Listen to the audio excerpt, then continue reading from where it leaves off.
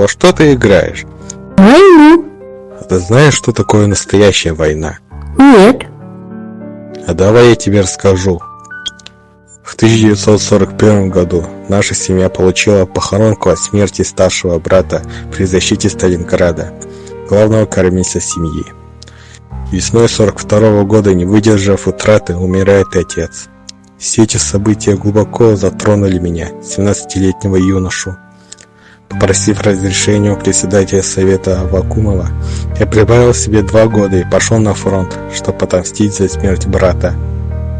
В июле 1944 года отплыли с берегов Нюрбы на пароме и достигли Иркутска через 6 дней.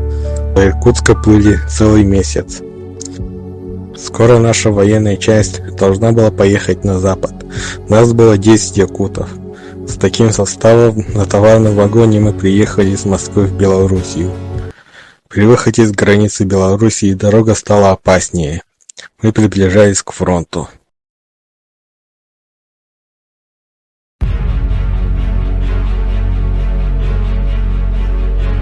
Один случай я никогда не забуду.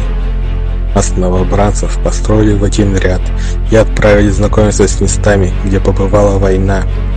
Мы пришли к одной большой яме, на которую было страшно смотреть.